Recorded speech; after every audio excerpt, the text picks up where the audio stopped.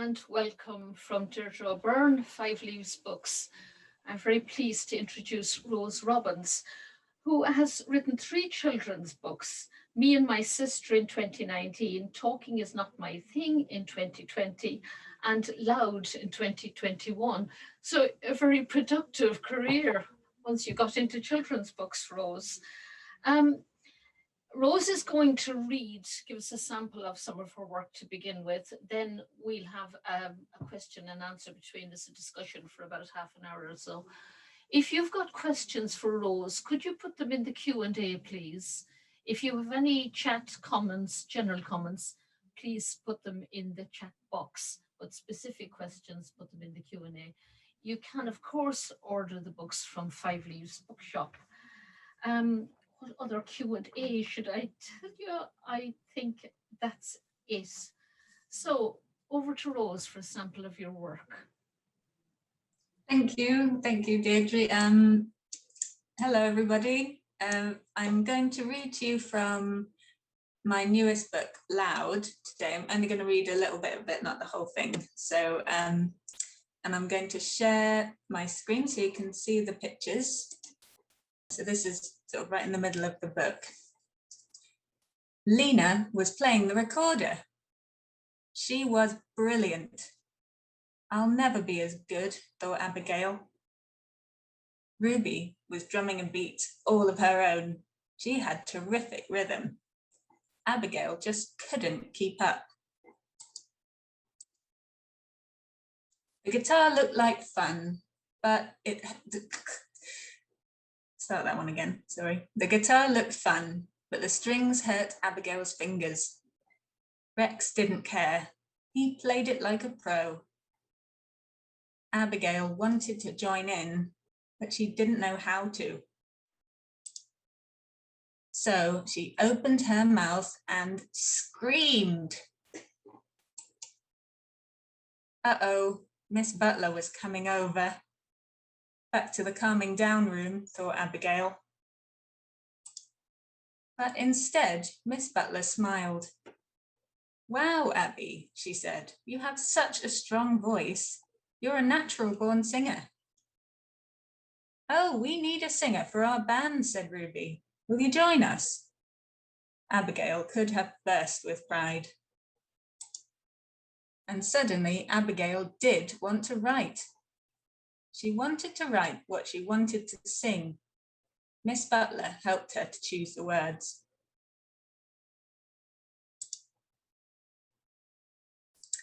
So that is just a very, very, very small extract from Loud. It's a book about a little girl who has sort of challenging behaviours, they call it.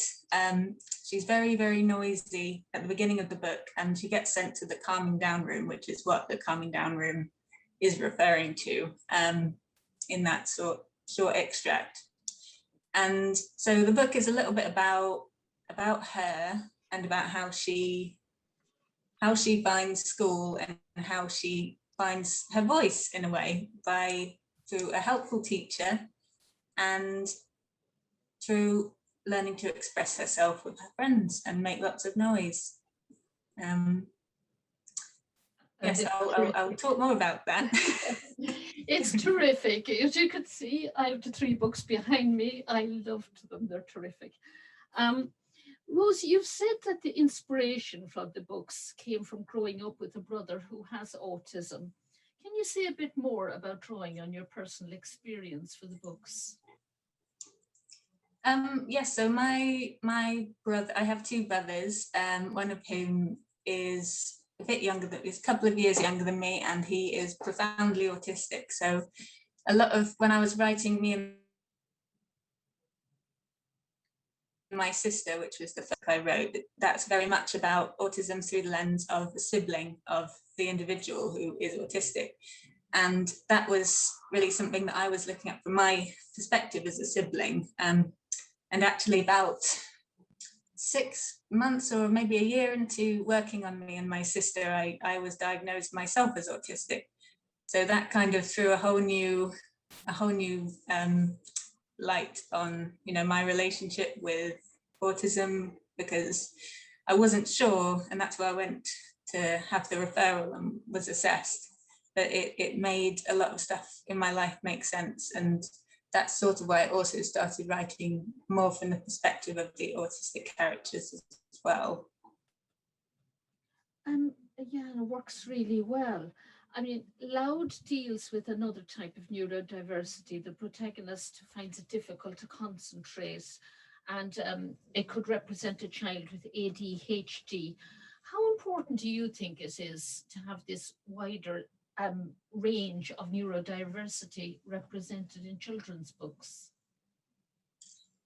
Well, it's quite an interesting one, because I was thinking about this, because Loud, the main character, the protagonist in Loud, it can very much be read as a character who has ADHD, or ADD even. And really, I wrote her. I wanted to write about a child who has challenging behaviour, because I've worked in a lot of schools, and the way that children who are seen to be kind of problematic, the way that they're treated in school is sometimes really not great. And I wanted to write a bit about a school that was, and a teacher who was doing what in my opinion, is the right thing, which is to encourage the strength of children and teach them to kind of accept their differences and celebrate their differences. And with neurodiversity, it's such a spectrum, and there's so many different. I think there are so many people who can identify with having a brain that feels like it's wired a bit differently, and whether that be being autistic, having Asperger's syndrome, having ADHD. The more representation that there is kind of authentic and accurate and sensitive in children's literature, then the better, I think, the relationships that children and young people will have with themselves and with their brains, really. So yeah, I do think it's pretty important. Yeah. Creativity, when you have a child there that gets involved in the band, it's a really significant part of the story. In Me and My Sister and in Talking Is Not My Thing, you've got the sister drawing pictures in Me and My Sister. Talking Is Not My Thing. The narrator says, I am teaching my brother a guessing game with drawing. And you have the child showing a picture and the sibling is guessing what it is, the purple turtle, which I really liked. Can you tell us more about this use of visual aids and how important that is in your life and in the books? Well, I think it's always something I don't really think about it much when I put it in books, the kind of alternative communication going on, because picture books are sort of 50-50. You could say they're more than 50-50. They could be mostly pictures rather than words in how they communicate. So I'm already halfway there when I start working on a picture book, but my experience with my brother communicates mostly with using an app called Proloquo or something like that, and it's like visual symbols on an iPad, and he touches the symbols and they go into an order, and he can ask for things, and he can make statements and say how he's feeling using that. So he doesn't type the words, but he finds the pictures and he communicates a lot in that way. And he's been doing that for a long time. It was one of the first ways that he learned to communicate with us. So it's always, that sort of alternative communication has always meant quite a lot to me, because it's the only way that I communicate with certain people that I love. And I think trying to normalize that a bit and show how it's really a positive thing to have in children's lives, and it's a whole other skill that you can have that opens the door to communication between people.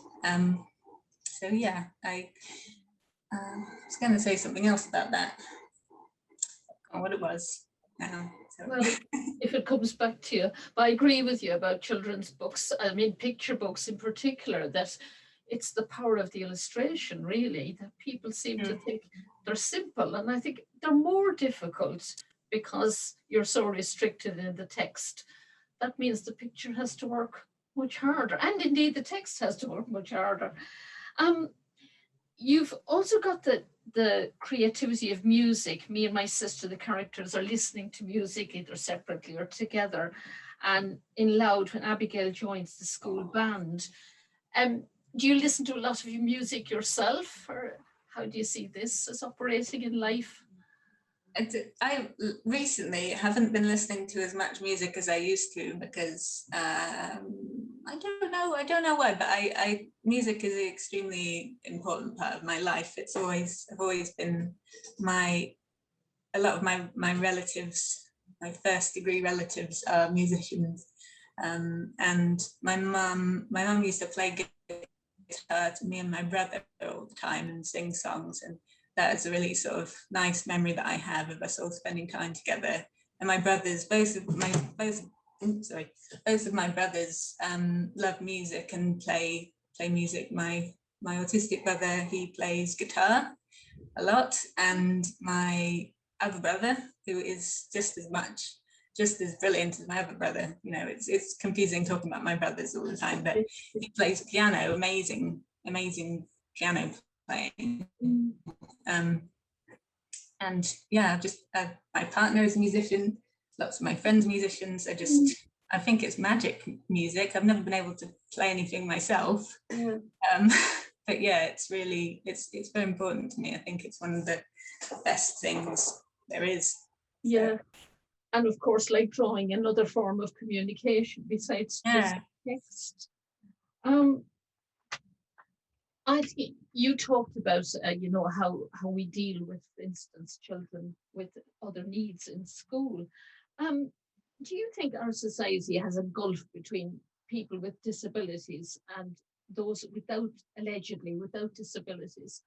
Because it seems to me that most of us have at least one area of life where we can't do stuff and we're completely inept. I mean, I could name several areas of life where I can't do things at all. Do you think there's too much of a separation between people who are disabled and people who are allegedly fully able? I'm not sure there is such a thing as fully able. Some of us are more able in some areas. Yeah, I think even superheroes have, they have their Achilles heel, some sort of thing. So, but I think it's really complicated. I think that there's definitely, in sort of mainstream culture, there's an us and them sort of mentality, which is really unhelpful. But then at the same time, I think that being aware and being kind of proud and knowledgeable of disabilities, and kind of knowing yourself and where you stand on that, like whether you're just really complicated, it's really difficult to explain, but you know what I mean. I wouldn't say I think we should just forget disability, because it's definitely an important part of making sure that everybody has their needs met, because people can't always use their own voices and need the voices of others to help support them. And that's why that's quite helpful. It's a way of educating people about limitations and needs and caring, really. So I'm not sure if that answer makes any sense at all, but I know what you mean. Like, labels can be a good thing, and that diagnosis can be really helpful. And you're right, learning more about difference on the spectrum is really helpful. I mean, it's the stigma that's the problem, really, isn't it? And how we deal with it. Yeah, so it's a delicate balance, and I think just knowing that everybody, no matter what disability somebody might be having or experiencing, some kind of difference of any kind. It's treating everybody as human beings, and unfortunately we don't always do that as a society. So there's a lot of interaction with other people in the books. I really like those. For instance, the sibling relationship. There's the grandmother, the teachers, classmates, and I mean, children with different needs can all often be very isolated. How do you think picture books can help overcome that isolation? yeah, I think for me growing up, picture books were a great way to make those connections and those bonds between myself and other adults. So my parents weren't always able to give me as much attention as they could give as they had to give to my brother, because he just demanded so much of their capacity in some ways, which is in no way a criticism of them.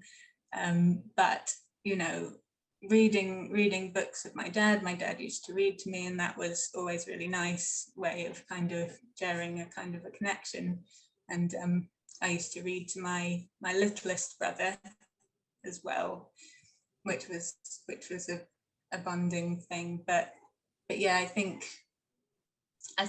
more adults reading more picture books is also would be helpful in some ways, because it's a place to meet in the middle between the adults and the children. You know, you can share a picture book together, and it's a place where it makes sense to kind of. Yeah, that's a really good connection. I think it was Jacqueline Wilson, I should be able to remember, but which children's laureate it was that said we should be reading to children long after they need to be read to. That we should go on with that kind of connection. But I do think books are a great way of sharing.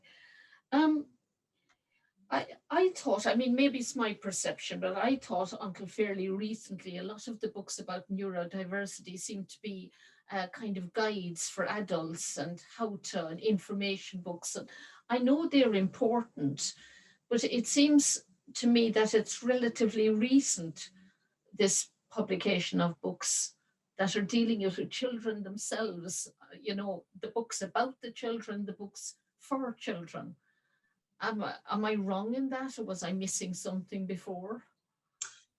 I imagine you weren't wrong. I think you probably know as much as well read as I am in terms of how many picture books there have been, you know, published every year, as in what percentage. But I think that the reason for that could be that a lot of people have this misconception that children don't need to know this stuff this early. They don't need to know what autism is. They won't understand what it is, what it means. But it's not about teaching children about what autism is and this is how an autistic person is different from a normal person or whatever.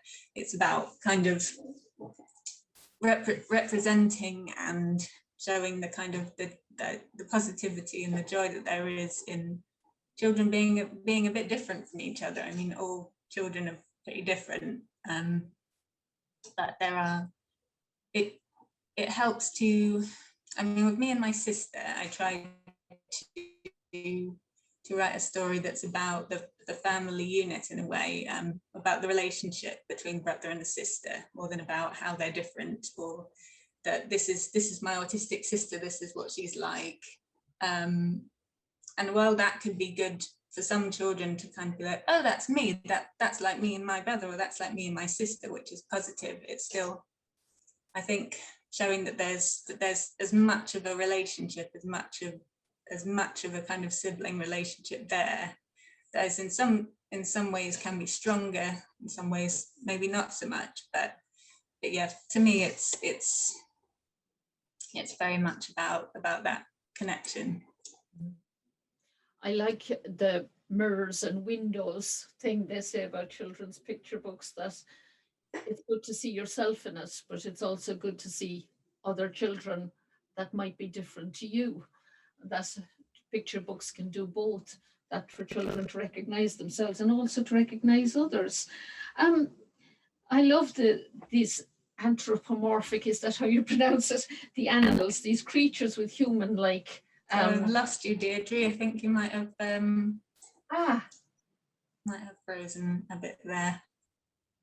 Or was it me? It might be you because it's been freezing a bit, but am I back? Can you hear me now? You're back to me. Oh dear, I'm sorry if it is my internet. That time Can you hear me? I can hear you now. Okay. Can you? Yeah. It was just a few seconds. I was thinking about the animals, these anthropomorphic animals, the creatures with human-like characteristics. Why did you choose kind of animal-like creatures rather than go for more realistic? Like, tell me about the art choices you made.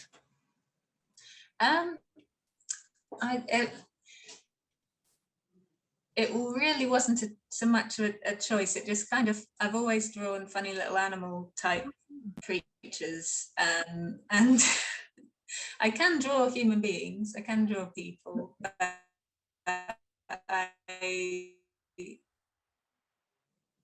find it a lot more fun. I have a lot more freedom if I kind of do any. I mean, they're not even really specific animals. They're just they have some animal features. So yeah, I don't really have a particular reason for it. I think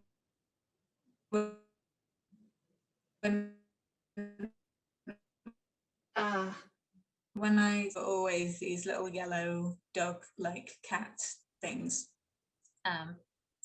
So yeah, that's kind of how that happened, and I've carried on. I almost did human beings for Loud, but then I changed. I sort of experiment a lot with the characters before I do anything else. So I kind of settle on them in that way. Yeah. It works really well, and of course it does make it more that word relatable. I hate it, but it's a handy word. I mean, all kinds of different children can relate to them because they're not a specific way of looking. I was wondering if there's any particular children's books you remember relating to, because the writer Joanne Limburg that I interviewed Joanne, and she did an event for us recently. She was diagnosed with autism as an adult, and she said she loved the annotated Alice, which was an annotated version of Alice in Wonderland. Do you remember any particular book? I mean, not particularly to do with autism. Do you remember any particular book that you loved as a child? Yes. So I had a lot of books that I really liked. As a child, I really enjoyed Morris Endat books. We had a bunch of those that were my mum's, I think, or my mum's siblings, and we used to read those. We also had a video cheating a bit exciting. So those stories that are, I just think he makes such amazing character, like children's characters that are very kind of messy and very, very, very like real children. And I don't know if that's why I particularly enjoyed those books, but also because they had a lot of food in them as well. And I just loved. And it's kind of hit and miss the reception at the moment, Rose. Any the roof eating cake, but there was lots of the Morris Sendak ones about the night kitchen and chicken soup with rice and those sorts of things. The sound has been a bit hit and miss. What we've done in other events is that when we have mentioned books in the discussion, we have shared them afterwards in comments underneath the event. So if any of you are following and you want to know more, have a look. Once the recording goes up in a few days, once Pippa has edited, she'll add the the connection, or the suggestions. What am I saying? My last question. I was wondering. I read that Carrie Burnell said when she was younger, she wanted to be the child that flew off to Neverland, or she wanted to be the magical creature, the princess that she saw in children's books. But she says none of those children looked like me because I was born with one hand. And she said there just weren't enough books with a disabled protagonist. And this is something that needs to change. I was reading comments like this, it needed to change, it needed to change, and it was back in the 90s. And this is 2020. And I think, well, why aren't we changing faster? Do you think we still need to change? Yes, I think I do. I think I don't know why we're not changing faster. I think it probably has something to do with the market. It isn't something that I understand very well, but I really think that, I mean, I've tried to keep up to date with the reflecting realities research that they do at the, I think it's Killet, or I might be pronouncing that wrong. Okay, and the statistics that come from that are just amazing, just completely shocking. I think it's something like, maybe it's gone up from 4% in 2018 or something, and now it's at 10% of all children's picture books published in 2019 had a ethnic minority character in them. And while that's still that's very different to obviously disabled representation in picture books, I think if you were to look at that in the same way, you would find even more sort of stark figures going on, because it's really just not something. I think it's like I said earlier, adults think, oh, children, they don't need to know about this, they don't need to learn about this, show them what they want, which is princesses and other things besides like poo. I think it's quite a popular thing, but yeah, like I think it's a comment that's been made to me when I've done readings in the past. Has been, oh, why did you say autism? That's not something that children are going to understand. So why did you say it? It's just confusing? And it's like, well, it wouldn't be confusing if it's something that was people were more knowledgeable about and talked about more, and it wasn't such a stigmatized thing. So yeah, I think things do need to change quite drastically, and I think publishers are realizing, that is actually something that needs to happen, and there are more authors who are finding the confidence to bring their books to publishers, because I think that's a very intimidating thing. I didn't bring my books out to publishers until I finished my master's, and I don't think if I had done that before my master's, I would have been nearly as confident, because it seems when you see a finished book, you think, wow, how did one person make that? And it's never one person usually that makes a book, it's a whole team of people. And I don't think people really realize that either, that you can go forward with your idea, and people, if they're the right people, they'll help you realize it. So I think, yeah, if there's more disabled writers and authors and illustrators, then that will help definitely with a change. Yeah. And of course, to our audience listening out there, more people buying the books and more people, supporting the authors and the writers would be great too. If you have any questions for Rose, could you put them in the Q&A, please? There's a few interesting comments coming in the chat, but I can't keep an eye on the chat. It disappears very quickly. So if you have things to say, Sarah comes in to say, I'm the publisher at Scallywag. So she says, could you tell us something about being an inclusion ambassador. There seem to be a lot of networks in the UK in support of special needs, maybe not so many abroad.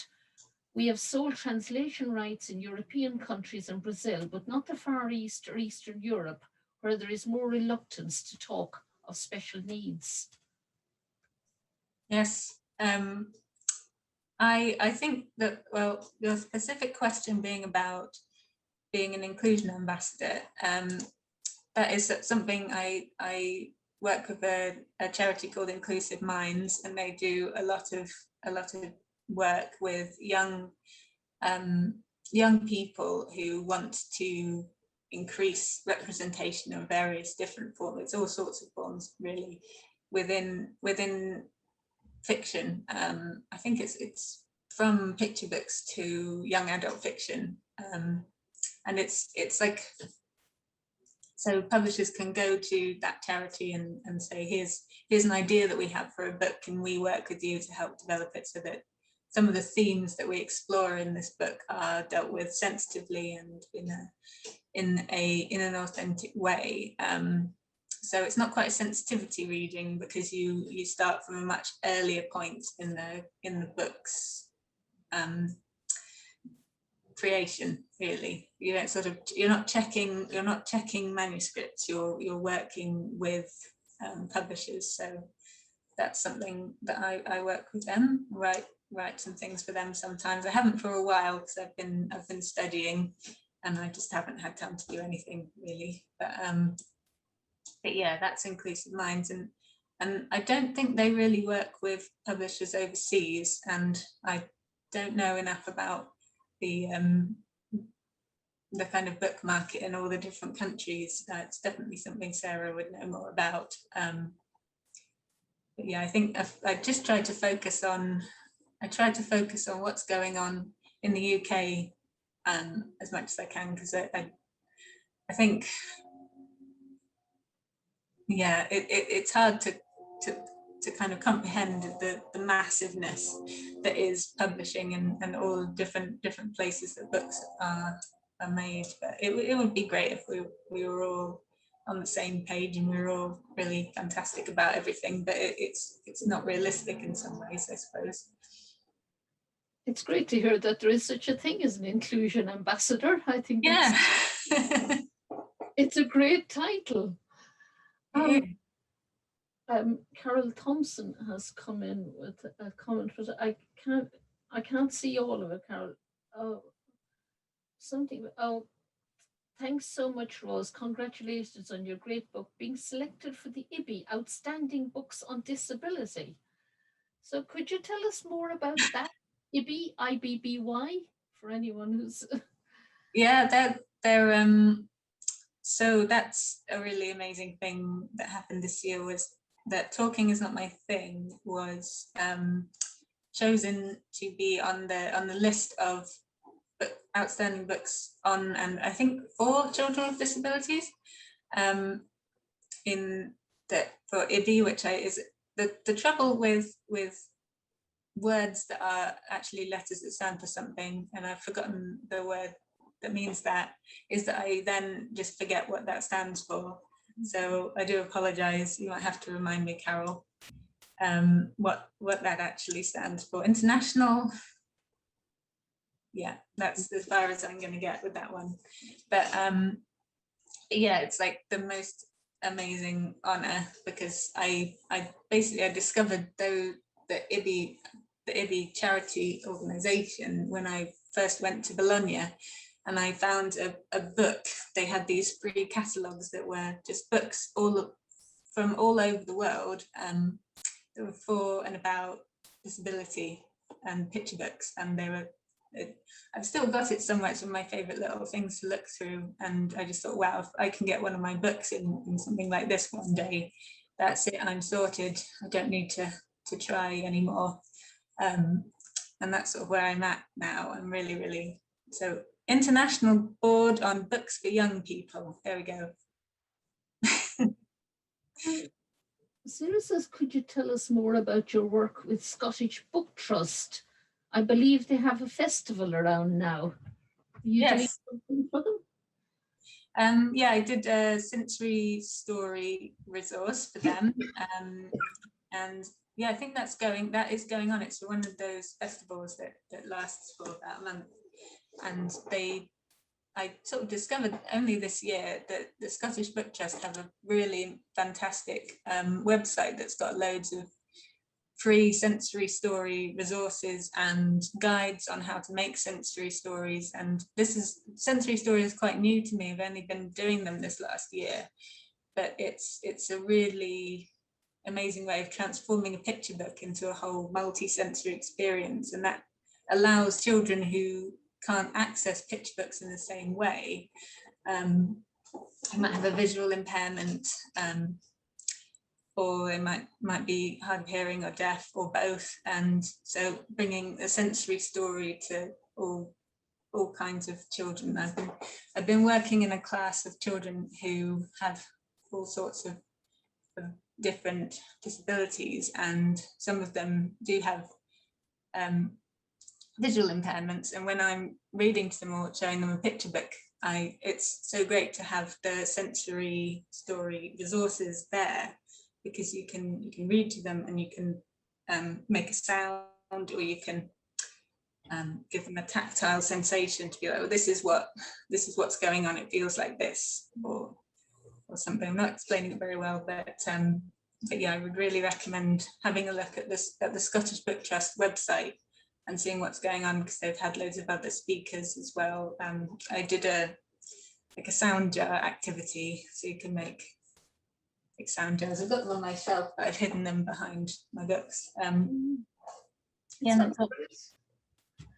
Yeah, it sounds great. I did see something about some of your books, but I can't remember whether it was on your website or somewhere else, because I can't remember the different things I was looking at. But I did see how they were developing props, if you like, to go with the story. It looked great. So, oh gosh, I've lost it. No, there's lots of stuff coming in. Izzy says, are there any particular children's authors or writers that inspired you to start writing about neurodiversity, or any particular gaps in what's out there that made you think, I need to do something about this?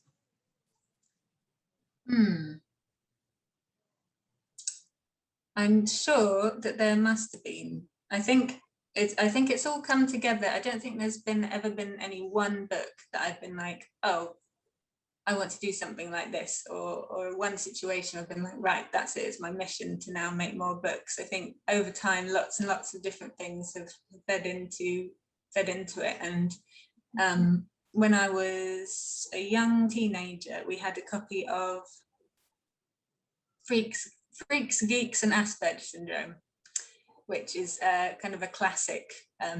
It's quite old now. I think it was written in the 90s or something. It's by Luke Jackson, who was an autistic teenager at the time. He's not a teenager anymore. I think he still writes books, but it was the first book I'd ever seen that was written by an autistic person about the experience of being autistic. And I used to read that book a lot. I used to get a lot of kind of comfort from reading that book, even though at the time I wouldn't have thought, oh, maybe I'm autistic. I just thought, oh, it's good that there's other people who are awkward socially and, you know, don't enjoy school in the same way as other kids. And so even though I wasn't thinking, oh, it's me as an autistic person, it was still something that kind of made me think, oh, well, there are autistic writers, so there should be more. Why is there only this one book?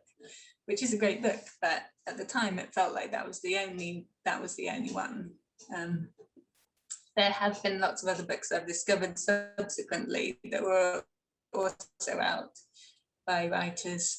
Donna Williams, who I think passed away fairly recently, has written about being autistic, and she's done quite a few autobiographical books actually, and they're really moving. And there's lots. I mean, there's a good many books. I'm having that thing where I forget everybody's names. But happens to all of us. Sarah says Ibby is International Board for Books for Young People. Thanks, Sarah. International Board on Books for Young People, yeah, Rebecca. And yeah, it reminds me of what I should have said. The first two of Rose's books have been selected. I mean, given that, you know, you took a while to get around to picture books and then you got awards immediately, you know, Yeah. successful. Is that what inspired you to go on and produce more of them? Or were the publishers getting back to you saying, have you got more? I don't know. I mean, I think with Scallywag Press, I first met Sarah before Scallywag Press had even been set up, and we talked about doing books together, and she really liked my idea about the siblings, the me and my sister book, and we kind of went from there. Really, we've always there's never been a case of being like, well, we'll see how this book does, and then if it's all right, you know, if we win enough awards, then maybe we can do some more. It was always like, well, let's do I like your ideas, so we should work together, which is really you know, it's a huge confidence boost. So thank you very much, Sarah, for that. But yeah, I really enjoy working with them. They're a fantastic publisher. And another reminder about an award, me and my sister were listed for the Waterstones Children Book Award, and that gave us great exposure and confirmed it could be appreciated by a wide and general public. And it was reviewed in The Sun too. Wow, maybe I shouldn't have sounded so surprised about that. I was pretty surprised as well, to be fair. Yeah. I didn't even know they did book reviews. Isn't that very sad of me? There's a question, and this is a great question. Have any of the many reviews of your books pointed out something about your books which you hadn't realised? Oh.